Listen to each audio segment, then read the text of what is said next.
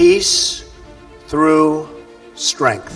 ताकत के जरिए अमन, पीस थ्रू स्ट्रेंथ का नारा अमेरिका ने फिर पटारी से निकाल लिया है। पहली बार अमेरिका ने पाकिस्तान के किसी सरकारी सिक्योरिटी इदारे पर पाबंदी लगाई है, यानी नॉन नेटो एलाई का रस्मी स्टेटस भी खत्म। अब अगर किसी मुल्क के पास एटम बम तो है लेकिन मिसाइल सिस्टम नहीं है तो वो एटम बम भी किसी काम का नहीं। पाकिस्तान ने 2013 में फुल स्पेक्ट्रम डॉक्ट्राइन का फैसला अनाउंस कर दिया था। इससे ज्यादा नॉनसेंस आपने कभी नहीं सुनी होगी कि पाकिस्तान अमेरिका पर मिसाइल हमले की तैयारी कर रहा है। इजरायली लॉबी का एक्टिव रुकन John फाइनर Pakistani ballistic missile programme के खिलाफ कैंपेन चला रहा है। कहां 2500 रेंज और कहां अमेरिका 12,500 किलोमीटर दूर। पाकिस्तान को अपनी सिक्योरिटी डॉक्ट्राइन में नेशनल यूनिटी भी शामिल करना होगी, वरना नफरतों में तकसीम मुल्क के अंदर तो दुश्मनों का काम बहुत आसान हो जाएगा। कैसे हैं दोस्तों, मैं फैसल नवाज। जैसे ही कोई मुल्क 5000 किलोमीटर से ज्यादा रेंज के किसी भी मिसाइल को डेवलप करता है या इसे डिप्लॉय करने की कोशिश करता है तो वाशिंगटन में अलार्म बजने लगते हैं, क्योंकि 5000 किलोमीटर की रेंज वो फासला है जिसके बाद इंटरकॉन्टिनेंटल बैलिस्टिक मिसाइल्स शुरू होते हैं, यानी वो मिसाइल्स जो एक कॉन्टिनेंट से बाहर एक बर्रे आज़म से दूसरे बर्रे आज़म तक अटैक कर सकते हैं, यानी इतना फासला होता है। वाशिंगटन में अलार्म इसलिए बजते हैं कि अमेरिकन सिक्योरिटी डॉक्ट्राइन के मुताबिक वो अपनी और अपने प्रिंसिपल एलाइज की सिक्योरिटी गारंटीज़ के लिए उसके हमसायों को, यानी अपने एलाइज के हमसायों को भी ताकतवर नहीं होने देगा। इनको रोकने के लिए कोई भी कदम उठाएगा, पाबंदियां लगानी पड़ी वो लगाएगा, हमला करना पड़ा तो वो करेगा। ख़ास तौर पर south Korea, Israel, Japan, Australia और ताइवान वो अमेरिकन प्रिंसिपल एलाइज हैं, इत्तेहादी हैं, जिनकी सिर्फ सिक्योरिटी नहीं बल्कि इनकी बर्तरी को बरकरार रखना भी अमेरिकन मिलिट्री एस्टेब्लिशमेंट और वाइट हाउस लॉबीज़ के मुताबिक, जो वहाँ पर लॉबीज़ हैं उनके मुताबिक उनका नेशनल इंटरेस्ट है। अमेरिकन लॉजिक ये है कि अगर अमेरिकी एलाई, अमेरिकी इत्तेहादी अपने रीजन में पुलिसमैन नहीं है तो इससे दरअसल अमेरिकन सुपर पावर स्टेटस में फ़र्क आता है। वो ताइवान जो चीन का जजीरा है, वो इस जैसे इलाकों को अगर इसराइल की तरह पुलिसमैन नहीं भी बना सका तो वो अपनी मिलिट्री बेसिस इसके इर्द गिर्द ज़रूर मुंतकिल कर देता है, जो कि उसने की हुई है। इस तरह इन्हीं वजूहात की बिना पर अमेरिका की दुनिया भर में अब 800 के करीब मिलिट्री बेसिस हो चुकी हैं, अड्डे हो चुके हैं। अमेरिका ने अपने इसी सो कॉल्ड नेशनल इंटरेस्ट में इस साल 3 मरतबा पाकिस्तानी मिसाइल प्रोग्राम से मुंसलिक मुख्तलिफ इदारों पर पाबंदियों का नोटिफिकेशन जारी किया है और एक पिछले साल जारी किया था। इस साल अप्रैल में, फिर सितंबर में और अब दिसंबर में जारी किया। लेकिन इनमें इस माह 18 दिसंबर को लगाई जाने वाली पाबंदियां वो हैं जिन्होंने तारीख रकम कर दी है, क्योंकि आज से पहले पाकिस्तान के किसी सरकारी इदारे पर कभी अमेरिका ने पाबंदी नहीं लगाई थी, सैंक्शंस नहीं लगाई थी। जो press release American state department ने जारी की है उसमें लिखा है कि पाकिस्तान का बैलिस्टिक मिसाइल प्रोग्राम बड़े तबाहकुन हथियारों की प्रोलिफरेशन में, यानी गैर कानूनी तौर पर किसी और मुल्क को बेचने या उससे ख़रीदने में मुलविस है। लिहाजा वहाँ लिखा है कि हम 4 कंपनीज पर पाबंदी लगा रहे हैं। दोस्तों, इस अमेरिकन प्रेस रिलीज के मुताबिक बुनियादी तौर पर तो एक ही पाकिस्तानी सरकारी company national defence complex NDC पर पाबंदियां लगाई गई हैं, क्योंकि बाकी जो 3 इसके साथ दूसरी कंपनीज हैं वो दरअसल इसी की मददगार कंपनीज हैं जो मटेरियल और दीगर सर्विसेज फराहम करती हैं, जैसा कि किसी भी बड़े इदारे के साथ छोटे इदारे जुड़े होते हैं उस तरह। इस प्रेस रिलीज में लिखा तो नहीं कि पाकिस्तान किस मुल्क के साथ टेक्नोलॉजी का लेन देन कर रहा है, मगर पहली 2 पाबंदियां चूँकि चीन से मुतल्लिक कंपनीज पर थी तो साफ जाहिर है कि यहाँ भी अमेरिकी मुराद कम अज़ कम चीन तो ज़रूर है। 20 साल से अब ऊपर हो चले हैं कि पाकिस्तान और चीन मिलकर मिसाइल और एविएशन के शोबे में काम कर रहे हैं और ये अमेरिका को कबूल नहीं है, क्योंकि इससे खित्ते में उसके चीन को काउंटर करने वाले बड़े एलाई इंडिया की और मिडल ईस्ट में इसराइल की वाहिद मिसाइल और एटॉमिक पावर हाइपोथेटिकली चैलेंज हो सकती है। यही वजह है कि आप देखते हैं कि इस साल की तीसरी प्रेस रिलीज के बाद एक Jewish American deputy security adviser John फाइनर ने इससे भी ज़्यादा मुज़ाहका खेज़ लेकिन एक नई पॉलिसी के शुरू होने का बयान भी दे दिया है। ये एडवाइज़र जॉन फाइनर, जो वाइट हाउस में इसराइली लॉबी के अहम तरीन रुकन हैं, इन्होंने कहा कि पाकिस्तान का ballistic missile programme American security के लिए इमर्जिंग थ्रेट है। इनकी बेसरोपा लॉजिक के मुताबिक पाकिस्तान का 2500 किलोमीटर तक स्ट्राइक करने वाला शाहीन 3 मिसाइल 12,500 किलोमीटर दूर अमेरिका पहुंच सकता है। इससे ज़्यादा नॉनसेंस बात शायद आपने कभी ना सुनी हो। कुछ कहेंगे कि अमेरिका के अड्डे तो बहरे हिंद में, ओमान में, कतर वगैरह में भी हैं, तो पाकिस्तानी मिसाइल मुबैना तौर पर चूँकि वहाँ पहुँच सकते हैं तो जॉन फाइनर की शायद ये मुराद है। इसका जवाब यह है कि अमेरिका के तो 800 से ज़्यादा अड्डे दुनिया भर में फैले हुए हैं। اس حساب سے تو دنیا میں کتنے ہی جگہ ہیں، کتنے ہی ممالک ہیں جو ایک 100 کلومیٹر کا راکٹ بھی نہیں تیار کر سکتے اس لاجک کے مطابق۔ تو خیر، جان فائنر جب اپنی اس کریٹو تھنکنگ اور امیجینیشن پر گفتگو کر رہے تھے تو ایک صحافی نے پوچھا کہ امریکہ کو ٹارگٹ کرنا پاکستان کی انٹینشن بھی ہے، خواہی یا ارادہ بھی ہے، یا یہ صرف آپ کا خیال ہے؟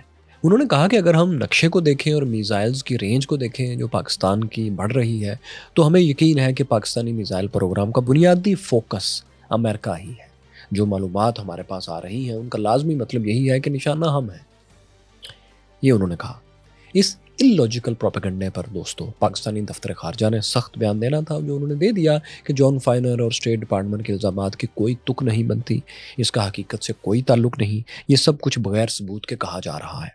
پاکستان نے امریکن ایکشن کو ڈبل سٹینڈرڈز بھی کہا، اور اس کا تناظر ظاہر ہے پاکستان کے سامنے انڈیا اور اسرائیل تھے، کیونکہ جب امریکہ کسی بھی ملک پر پرولیفریشن کا، ایٹامک ہتھیار یا ویپنز آف میس ڈسٹرکشنز کو پھیلانے کا الزام لگاتا ہے تو وہ خود اس میں سب سے پہلے تاریخی طور پر ملوث ہے اور گناہگار ہے، کیونکہ اسرائیل کو ایٹمی اور میزائل پروگرام امریکہ نے اس وقت دیے جب باقی دنیا میں وہ خود ان پر پابندیوں کی بات کر رہا تھا، پابندیاں لگا رہا تھا، اور بلکہ برطانیہ کو بھی ابتدائی ایٹمی پاور امریکہ ہی نے بنایا۔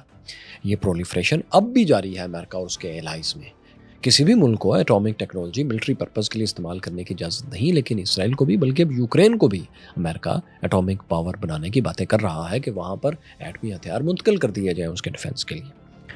اسی کو دوستو فورن پالیسی میں، انٹرنیشنل فورن پالیسی میں امریکن ڈبل سٹینڈرڈز کہا جاتا ہے، اور اس کا امریکی کافی مائنڈ کرتے ہیں۔ اسی طرح انڈیا کی چونکہ امریکہ کو چین کے خلاف ضرورت ہے کاؤنٹر بیلنس کے لیے، اسی لیے اس پر نہ تو ایران سے تیل لینے پر امریکہ کو کوئی اعتراض ہے اور نہ ہی رشیا سے ہتھیار لینے پر کوئی اعتراض ہے، جبکہ کوئی اور ملک لے آئل یا رشیا سے ویپنز تو امریکہ پابندیاں لگاتا ہے۔ اسی طرح آپ کو بتائیں کہ پچھلے 13 سال سے امریکہ وائٹ ہاؤس سے مذاکرات کر رہا تھا کہ امریکہ انڈیا کی بڑھتی ہوئی میزائل ٹیکنالوجی، جبکہ وہ ہائپرسونک ٹیکنالوجی پر بھی کام کر رہا ہے، اس پر امریکہ کوئی چیک رکھے، ورنہ خطے میں ہتھیاروں کی دوڑ شروع ہو جائے گی۔ پاکستان کو اپنے تحفظ کو یقینی بنانے کے لیے کچھ نہ کچھ تو کرنا پڑے گا، لیکن جب امریکہ نے برسوں کی پاکستانی کوششوں کے بعد بھی ہمارے تحفظات پر کوئی توجہ نہیں دی، نہ انہیں دور کرنے کے لیے کوئی سنجیدہ کوشش کی، تو پاکستان کو ظاہر ہے بہت مایوسی ہوئی۔ بلکہ اس کے بعد یہ ہوا کہ انڈیا نے پاکستان پر حملے کی ایک نئی ڈاکٹرائن، کولڈ سٹارٹ ڈاکٹرائن بھی دے دی، جس کے مطابق جنگ کے حالات میں بھارتی فورسز فل سکیل وار کے بجائے فوری طور پر کچھ فورسز کے ساتھ پاکستان کے چھوٹے سے علاقے میں داخل ہو کر اپنے آبجیکٹیوز حاصل کریں گی اور وہاں سے واپس چلی جائیں گی۔ یعنی پاکستان کو یہ موقع ہی نہیں دیا جائے گا کہ وہ اپنی پوری فوجی طاقت کے ساتھ مقابلہ کر سکے۔ انڈین ملٹری ایکسپرٹس اور ریٹائرڈ جرنلز بہت تند اور تیز لہجے میں پاکستان پر جملے بھی چست کرنے لگے ان دنوں، لیکن ظاہر ہے یہ بات جملوں تک تو محدود نہیں تھی، پاکستان کو کچھ پریکٹیکلی کرنا تھا۔ جیسا کہ پاکستان نے انڈین ایٹمی دھماکوں کے بعد دنیا کے تمام پریشر کے باوجود ایٹمی صلاحیت بھی حاصل کی تھی اور دھماکے بھی کر کے دکھائے تھے۔ اس بار بھی جب انڈیا بیلسٹک میزائل اور ہائپرسونک میزائل پر کام تیز کر رہا تھا اور اس سے اپنا اسپیس پروگرام بھی آگے بڑھا رہا تھا، تو پاکستان نے پھر اس وقت ایک فل اسپیکٹرم ڈاکٹرائن دیا تھا۔ اس ڈاکٹرائن کی باقاعدہ منظوری 2013 میں پی ایم نواز شریف اور آرمی چیف جنرل کیانی نے باقی چیفز کے ساتھ مل کر نیشنل کمانڈ اتھارٹی کی ایک میٹنگ میں دی تھی۔ اس کے مطابق پاکستان نے طے کیا کہ اپنی سیکیورٹی کے لیے صرف نیوکلیئر پاور ڈیٹرنس پر ہی انحصار نہیں رکھا جا سکتا۔ پاکستان کو tactical, nuclear, naan nuclear, cyber اور سیکنڈ اسٹرائک کیپیبلٹی پر بھی اسی طرح کام کرنا ہوگا جیسے کہ نیوکلیئر ڈاکٹرائن پر کیا۔ یہی وہ وقت تھا جب انڈین کولڈ سٹارٹ ڈاکٹرائن کے مقابلے میں پاکستان نے پہلی بار ٹیکٹیکل نیوکس یعنی محدود ایریا میں ایٹامک ویپنز کے استعمال کی ٹیکنالوجی پر بھی بات کرنا شروع کی تھی۔ یہ بھی فل اسپیکٹرم ڈاکٹرائن کا حصہ تھی۔ اس کا سب سے مشکل حصہ سیکنڈ اسٹرائک کی صلاحیت تھی، جس کے لیے پاکستان کو چین کی مدد چاہیے تھی۔ پاکستان گوادر پورٹ پر چین کو زیادہ رائٹس دینے کے بدلے آج بھی یہی مدد مانگ رہا ہے کہ پاکستان کو سیکنڈ اسٹرائک کیپیبلٹی میں چین مدد کرے، جس پر چین کچھ ہچکچا رہا ہے کیونکہ اس کی بھی کچھ انٹرنیشنل کمٹمنٹس ہیں، کچھ معاہدے ہیں جنہیں اسے فالو کرنا ہے۔ یہ دوستو ابھی پچھلے سال اکتوبر سے اب تک جو 4 مرتبہ امریکہ نے ڈائریکٹ اور انڈائریکٹ پابندیاں لگائی ہیں پاکستان کے میزائل پروگرام پر، اس کا بیک گراؤنڈ ہے۔ ان پابندیوں کے پیچھے آپ کو امریکہ میں انڈین انفلوئنس تو صاف نظر آ رہا ہے، لیکن اس میں اسرائیلی لابی کا کردار بھی جان فائنر کی شکل میں آپ نے دیکھ لیا۔ جو ظاہر ہے انڈین لابی کی حمایت ہی میں اسرائیلی لابی ہمیشہ کھڑی ہوگی جہاں پاکستان کی بات آئے گی، جبکہ اسرائیلی لابی کے پاس ایک سکسیس سٹوری بھی ہے کہ انہوں نے کامیابی سے عرب دنیا میں تمام ملٹری پاورز کو تتر بتر کر دیا اور باقی ممالک کو سیاسی بدحالی کا شکار انہوں نے کر لیا۔ کیونکہ کہیں پر انہیں سعودی عرب کی مدد مل گئی کچھ ممالک میں، تو کئی ممالک میں جیسے کہ لیبیا، وہاں اندر ہی سے مختلف گروہوں میں جو نفرت تھی اس کو استعمال کر کے انہوں نے اس ملک کو ایک سیاسی انتشار کا شکار کر دیا۔ پاکستان میں بھی وہ ایسا ہی سیاسی اور معاشی انتشار چاہتے ہیں جس کے پردے میں پھر وہ کچھ کیا جا سکے جو انڈین، اسرائیلی اور امریکی مفادات ہیں ان کے مفاد میں ہے۔ یہ تینوں پاکستانی ایٹمی پروگرام کے خلاف ہیں، اور چین کا سودرن روٹ یعنی جنوبی راستہ کاٹنے کے لیے بھی وہ پاکستان میں ایک مستقل انتشار چاہتے ہیں، اگر پاکستان ان کی طرف نہیں آ جاتا تو۔ اسی لیے جان فائنر کے ذریعے اسرائیلی اور انڈین سیکیورٹی لابیز اس میوزک کو اب بچانا شروع ہو گئے ہیں، جس کی تان اگلے 4 سال میں ڈونلڈ ٹرمپ کی مدد سے مزید اٹھائی جائے گی۔ کچھ دوست کہیں گے کہ یہ پابندیاں تو پریزیڈنٹ جو بائیڈن کی ٹرم میں لگ رہی ہیں، ٹرمپ تو ابھی آئے ہی نہیں۔ مگر بات یہ ہے کہ امریکہ میں حکومتیں بدلتی رہتی ہیں لیکن اسرائیلی لابی مستقل رہتی ہے۔ وہ برسوں اہم سینیٹرز، ریپریزنٹیٹیوز اور اداروں کے سربراہان پر کام کرتے ہیں، ملینز آف ڈالرز لگاتے ہیں، ان کے بچوں کی تعلیم سے لے کر تقریریں لکھنے تک میں مدد دیتے ہیں، پھر انہی سے اپنے حق میں فنڈز پاس کرواتے ہیں اور اسی فنڈ میں سے 10-20% دوبارہ لابنگ پر لگا دیتے ہیں۔ کمال کا چکر بنایا ہوا ہے۔ تو دوستو، آپ پاکستانی سرکاری اداروں پر ان امریکن سینکشنز کو نئی لانگ ٹرم امریکن پالیسی کا آغاز سمجھیں، اگر امریکہ کو کسی وجہ سے پاکستان کی اچانک بہت ضرورت نہ پڑ گئی تو۔ پھر آپ یہ بھی دیکھیے گا کہ اسرائیلی حکومت اور امریکن پریزیڈنٹ ڈونلڈ ٹرمپ اگر کسی بھی وقت ایران کی حکومت گرانے میں اور اس کا ایٹمی پروگرام رول بیک کرنے میں کامیاب ہو گئے تو وہ لازمی طور پر جلد سے جلد پاکستانی ایٹمی پروگرام اور میزائل پروگرام کے پیچھے بھی آئیں گے اور پوری طاقت سے آئیں گے۔ اسی لیے پاکستان کو آج سے اپنے اندر یونٹی پیدا کر کے ریجن میں اپنے دوستوں کو زیادہ قریب لانا ہوگا، ورنہ جس میوزک کو ابھی امریکہ نے شروع کیا ہے اس کے سر ہر کچھ دیر بعد اونچے ہوتے چلے جائیں گے، کیونکہ ان کے پاس اس کی ایک لاجک ہے۔ وہ یہ ہے کہ پاکستانی اور چائنیز ڈیفنس کوآپریشن ہر سال بڑھتا جا رہا ہے۔ JF-17 تھنڈر فائٹر جیٹس میں تعاون ہے، ہنگور سب میرینز میں کوآپریشن بڑھ رہا ہے، گائیڈڈ میزائلز والی فریگٹس بن رہی ہیں، نیوی میں بھی کام ہو رہا ہے، الخالد ٹینک اور بابر کروز میزائل سے لے کر اسپیس پروگرام تک میں دونوں ممالک بھرپور تعاون کر رہے ہیں۔ حالانکہ 1980 کی دہائی تک 1980s تک پاکستان اپنے ڈیفنس اور خصوصاً ایئر فورس کے لیے تو 100% امریکہ پر ڈیپینڈنٹ تھا، مگر جب امریکہ نے 90s میں پاکستان کو اسلحہ دینے کی پالیسی چینج کر لی اور پاکستان کو امریکی اسلحہ پیسے دے کر بھی نہیں ملتا تھا، تب پھر پاکستان نے مجبوراً چین کی طرف دیکھنا شروع کیا۔ آج صورتحال یہ ہے کہ پاکستانی ملٹری ٹیکنالوجی امریکی تعاون سے 100% آزاد ہو چکی ہے، کیونکہ ماڈرن ویپنری میں پاکستان کو کچھ بھی امریکہ سے نہیں مل رہا۔ جو کچھ پاکستان نے اس کے بعد کیا ہے 90s کے بعد، وہ اس کا اپنا ہے یا چائنیز تعاون سے ہے یا کسی اور تعاون سے ہے، امریکن تعاون اس میں شامل نہیں ہے۔ اسی لیے سب سے پہلے تو آپ یہ اطمینان رکھیں کہ حالیہ امریکی پابندیوں سے پاکستانی میزائل پروگرام میں کوئی ایسی رکاوٹ نہیں آئے گی جو معنی خیز اثر ڈال سکے۔ آخر ایٹمی پروگرام اور میزائل پروگرام پہلے بھی تو عام سے راکٹ سسٹم سے ترقی کرتا ہوا یہاں تک پاکستان نے خود ہی پہنچایا ہے، اور پھر ایک بار کوئی بھی ملک یہ ٹیکنالوجی حاصل کر لے، اس کو تیار کرنے کا سیٹ اپ بنا لے، تو پھر اسے آگے بڑھنے سے، ترقی کرنے سے روکنا قریب ناممکن ہو جاتا ہے۔ جیسا کہ آپ کے سامنے تمام پابندیوں کے باوجود میزائل پروگرام میں پاکستان 30 سال میں اتنا آگے نکل گیا ہے کہ وہ دنیا کے ٹاپ 10 ممالک میں شامل ہو گیا ہے۔ اسی لیے پابندیاں بھی لگ رہی ہیں۔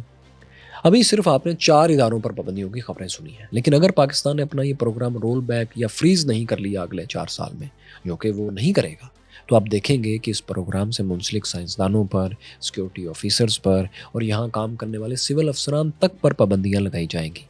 ایسی پابندیاں کہ یہ اور ان سے متعلق جو افراد ہیں ان کے ویسٹرن بینک اکاؤنٹس اور بزنس فریز کر دیے جائیں گے، ان پر ٹریول سینکشنز، بینز لگائے جائیں گے، سفری پابندیاں لگائی جائیں گی۔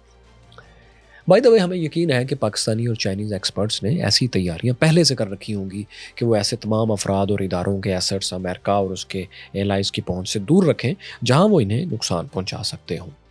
یہ سب امریکہ اور پاکستان مخالف لابیز کروانے کی پوری کوشش کریں گے، لیکن ہمارا نہیں خیال کہ پاکستان کی کوئی بھی حکومت، سول یا ڈکٹیٹرشپ یا ہائیبرڈ، کوئی بھی اپنے میزائل یا اٹامک پروگرامز کو رول بیک کرے گی۔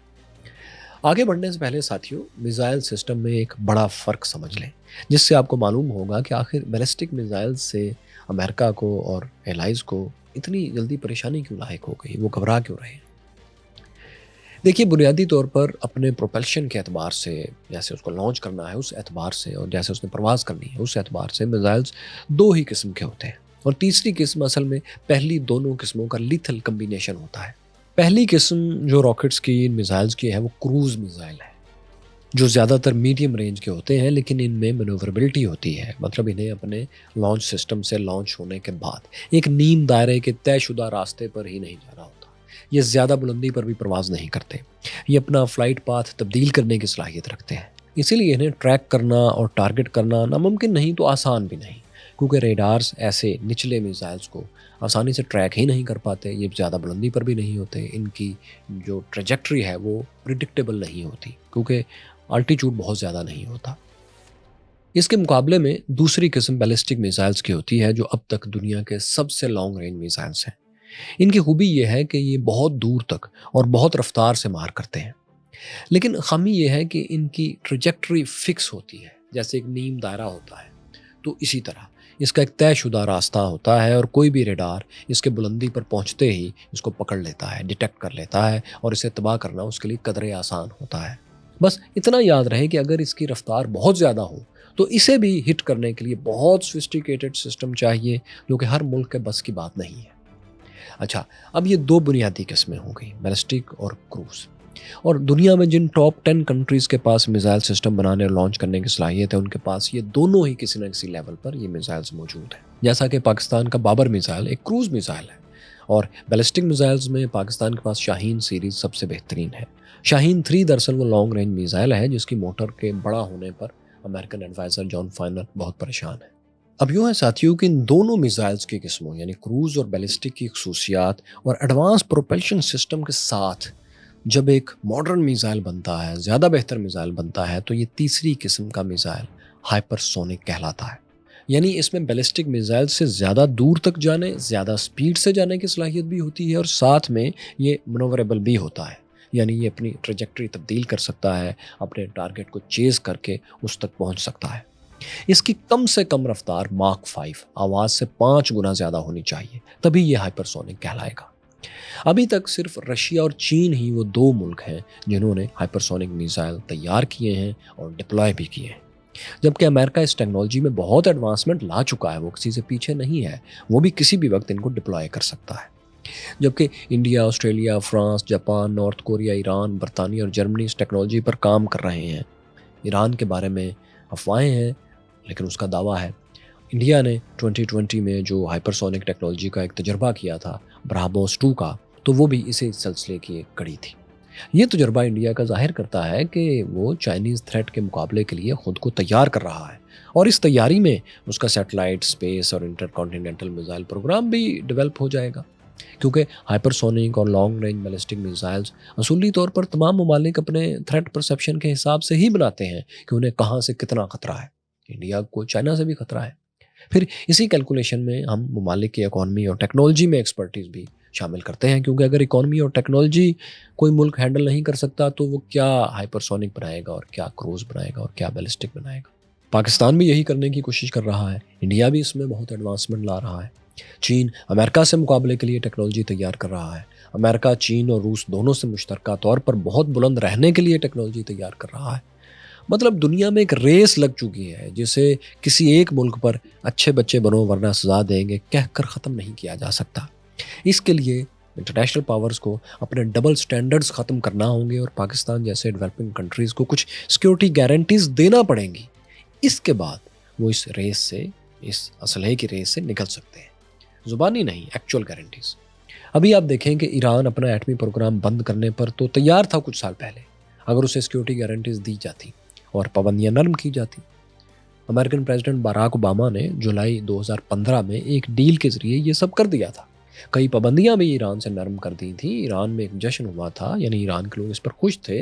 ایران نے یورینیم کو 60% سے زیادہ انرچ نہ کرنے کے معاہدے پر 6 عالمی طاقتوں سے وعدہ بھی کر لیا تھا، دستخط بھی اس ایگریمنٹ پر کر دیے تھے۔ ایران ایک مختلف سمت میں چل پڑا تھا، اس تعاون کو بڑھا کر امریکہ مڈل ایسٹ کو ایک پرامن جگہ بنا سکتا تھا۔ لیکن 3 سال بعد یہ ہوا کہ 2018 میں جب ڈونلڈ ٹرمپ پریزیڈنٹ بنے تو وہ اسرائیلی دباؤ پر یونیلیٹرلی اس معاہدے سے ایران نیوکلیئر ڈیل سے نکل گئے۔ سخت پابندیاں بھی انہوں نے دوبارہ لگا دی۔ تب سے ایران اب اپنے میزائل اور نیوکلیئر پروگرامز کو روکنے کے لیے تیار نہیں، حالانکہ صرف امریکہ ڈیل سے نکلا ہے، باقی ملک تو ہیں۔ مگر ظاہر ہے اب اسرائیل اور ایران ایک دوسرے پر جو حملے بھی کر چکے ہیں تو اب ایرانی سیکیورٹی تھریٹس بڑھ چکے ہیں اور ٹرمپ واپس آ چکے ہیں. ابھی سے مزید پابندیوں کی اور ایران پر حملوں کی وہ باتیں کرنے لگے ہیں. جب وہ ایران پر پابندیاں لگائیں گے، سینکشنز لگائیں گے، تو یاد رکھیں پاکستانی پروگرام کی طرف بھی وہ آئیں گے. ویسے بائی دا وے پاکستان کے سرکاری ادارے پر امریکہ نے پہلی بار پابندیاں لگائی ہیں، لیکن پاکستان پر امریکن سینکشنز کا سلسلہ کوئی نیا نہیں. 1965 میں امریکہ نے پاکستان پر آرم ایمبارگو لگا دیا تھا، ہتھیار بیچنے پر پابندی لگا دی تھی، جس کی وجہ 65 کی پاک بھارت جنگ تھی. 79 میں پاکستان پر سائمنگٹن امینڈمنٹس کے ذریعے نیوکلیر ٹیکنالوجی پر کام کی وجہ سے پابندیاں لگائی گئی تھی. 1990 میں پریسلر ترمیم آ گئی، پھر معاشی اور دفاعی پابندیاں لگا دی گئی. 1998 میں جب پاکستان نے مئی میں ایٹمی دھماکے کیے تو ایک بار پھر سینکشنز لگا دی گئی امریکہ کی طرف سے. اس کے بعد 2023 اور 2024 میں 4 مرتبہ مختلف حوالوں سے پاک چائنا کوآپریشن پر امریکی سینکشنز لگ چکی ہیں. یہ پابندیاں لگتی رہتی ہیں اور آئندہ بھی لگیں گی جب تک 2 میں سے ایک کام نہیں ہو جاتا.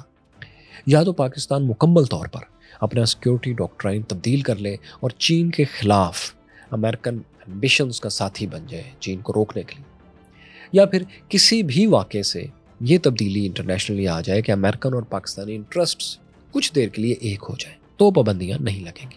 کچھ دوست کہہ رہے ہیں کہ میزائل پروگرام پر جو سینکشنز لگی ہیں اس کی وجہ خارجہ پالیسی کی ناکامی ہے. ہمارا خیال ہے کہ یہ بالکل 100% درست بات نہیں ہے، کیونکہ خارجہ پالیسی آئسولیشن میں نہیں ہوتی کہ آپ جا کر کسی ملک کو کنونس کریں، طاقتور ملک کو، اور وہ آپ کی کنونسنگ پاور سے کنونس ہو کر بات مان جائے. نہیں، جس ملک کے مفادات آپ سے جڑے ہیں یا عارضی طور پر کسی جگہ مفاد ایک ہو گیا ہے تو سمجھیے اب یہاں آپ کے لیے ڈپلومیسی کی گنجائش پیدا ہو گئی. امتحان بس اتنا ہوگا کہ آپ اس موقع کو کتنا زیادہ اور اچھا استعمال کر سکتے ہیں. مثال کے لیے آپ چین کو دیکھ لیں، اس کا مفاد چونکہ پاکستان سے جڑا ہے اس لیے بدترین حالات میں بھی وہ پاکستان کو انٹرنیشنل فورمز پر ٹیکنالوجی میں اور اکانومی میں سپورٹ کر رہا ہے. حالانکہ چائنیز خوش تو نہیں ہے، ان کی مدد کے باوجود سی پیک پر کام تیز نہیں ہو رہا، چائنیز انجینئرز پاکستان میں قتل ہو رہے ہیں، مگر چین پھر بھی پاکستان سے تعاون کر رہا ہے کیونکہ مفاد ایک ہے. تو بات وزارت خارجہ کی محض پرفارمنس کی نہیں ہوتی، اس کے پیچھے ایک تاریخ، جیو اسٹریٹجک سچویشن، ملک کی اکنامک اور ملٹری پاور اینڈ پرویس بھی ہوتی ہے، جو کہ امریکی معاملے میں پاکستان کی اچھی نہیں ہے، کیونکہ امریکن اسٹیبلشمنٹ، تھنک ٹینکس اور لابیز یہ پلان کر چکی ہیں کہ چین کو کنٹین کرنے کے لیے انہوں نے پیسفک اوشن میں ایک رنگ آف چین بنانا ہے، جیسا کہ سوویت روس کے لیے بنایا تھا. امریکہ نے first chain of island اور second chain of islands پر اپنے ایسٹس اور ملٹری پاورز کے ذریعے چین کے گرد گھیرا بھی ڈال رکھا ہے، جیسا کہ آپ میپ پر دیکھ بھی رہے ہیں. جاپان، ساؤتھ کوریا، فلپائن اور سنگاپور اس کے پوری طرح ساتھ ہیں، جبکہ ساؤتھ میں بھارت ایک بڑا ملک ہے اور امریکہ کا اور اس کا اسٹریٹجک انٹرسٹ ایک ہے کہ چین کو کنٹین کیا جائے. تو امریکہ نے کوارڈ بنا لیا ہے، اس میں جاپان، آسٹریلیا اور انڈیا کو بھی اس نے رکھا ہے، چوتھا وہ خود ہے. چین کو امریکہ نے ہر طرف سے اس وقت بھی گھیر رکھا ہے. بس ساؤتھ میں ایک راستہ ہے جو پاکستان کے ذریعے جاتا ہے، یہاں سے چین کنٹین نہیں ہو پا رہا، چین کے گرد پہرا نہیں بٹھایا جا سک رہا. امریکہ میں بائی پارٹیزن اتفاق ہے کہ چین کو تو ہر صورت کنٹین کرنا ہے، کسی بھی صورت میں چین کو اتنی بڑی ملٹری اور اکنامک پاور نہیں بننے دینا کہ وہ امریکی قد کے برابر کھڑا ہو جائے یا اس کے انٹرسٹس کو چیلنج کرنے لگے. اس پرسپیکٹو میں آپ دیکھیں کہ امریکہ ہر اس کمپنی، ہر اس ملک اور اس ہر فائنینشیل موو کے خلاف جائے گا جو چائنیز پاور اور انفلوئنس کو روکنے میں امریکہ کی مدد نہیں کر رہے، یا اس کے الٹ جو چائنیز انفلوئنس اور پاور بڑھانے میں چین کی مدد کر رہا ہے، امریکہ اسے بھی معاف نہیں کرے گا. اب آئندہ کی دنیا جو ہے یہ چائنیز اور امریکن کولڈ وار کی دنیا ہے، تو تیار رہیں، امریکہ بھی اور بہت کچھ کرے گا پاکستان کے خلاف. پاکستان میں جو بھی حکومت ہوگی، جو بھی حکمران ہوگا، امریکی اسے ٹف ٹائم دیں گے، اس کی اپوزیشن کو خوب سپورٹ کریں گے تاکہ مستقل کیوس پیدا کر سکے، کسی بھی وقت کوئی بھی حکومت سٹیبل نہ ہونے پائے. اور ہمارے آپسی اختلافات اور نفرتیں اتنی بڑھ چکی ہیں کہ ہمارے دشمنوں کو زیادہ محنت بھی نہیں کرنی پڑتی. ویسے آپ کو بتائیں کہ امریکی پابندیوں سے بچنے کی ایک تیسری صورت بھی ہے، وہ یہ کہ امریکہ پاکستان کو کوئی پائیدار قسم کی سیکیورٹی گارنٹی دے دے، پاکستان اور بھارت کے تعلقات میں بہتری کے لیے معنی خیز کوشش کرے. اگر یہ ہو جائے تو یہ برصغیر، ساؤتھ ایشیا، پورے خطے کے لیے بہت اچھا ہوگا. कम از कम पाक भारत बॉर्डर पर काफ़ी अमन हो जाएगा और फिर वो हालात पैदा हो सकेंगे जिनमें कम से कम इस खित्ते के अंदर जो वेपन्स की एक रेस है वो थम सकेगी। लेकिन मसला ये है कि अमेरिकन सुपर पावर की एरोगेंस जो हम कई साल से देख रहे हैं वो ऐसी है कि वो हर मसला ताकत के ज़रिए ही हल करना चाहता है, यहाँ तक कि अमन भी ताकत के ज़रिए ही चाहता है। रोमन एम्परर हाइड्रन 2000 साल पहले ये कहता था, अमेरिकी प्रेसिडेंट रोनाल्ड रेगन भी यही कहते रहे हैं और अब डोनाल्ड ट्रंप भी यही कह रहे हैं, पीस थ्रू स्ट्रेंथ। हालांकि ताकत के ज़रिए हासिल किया हुआ अमन अपनी सरफेस के नीचे एक बेचैनी को लिए हुए होता है जो फिर 7 अक्टूबर जैसे हालात पैदा कर सकती है जैसे कि मिडिल ईस्ट में हो गए। इसीलिए पॉलिटिकली पीस थ्रू स्ट्रेंथ एक एरोगेंस का इजहार है, एक नामुकम्मल पीस होता है ये। इसी एरोगेंस ने दरअसल साबिका अंपायर्स को भी तबाह किया है और आइंदा भी यही कहानी दोहराई जा सकती है। हमने रोमन अंपायर के अरूज ज़वाल पर एक शानदार डॉक्यूमेंट्री बनाई है जिसमें हमने रोम को एक छोटे से शहर से एक सल्तनत, फिर सल्तनत से रिपब्लिक और फिर अंपायर और फिर इस अंपायर को ज़वाल का शिकार होते हुए दिखाया है और बताया है कि ये क्यों हुआ। ये सारी कहानी आप यहाँ जान सकते हैं। चीन, रूस और अमेरिका में सुपर पावर स्टेटस की लड़ाई अब यहाँ देख सकते हैं और यहाँ देखिए मॉडर्न मुस्लिम दुनिया के आपसी झगड़ों की खुफिया कहानी जो कभी नहीं बताई जाती।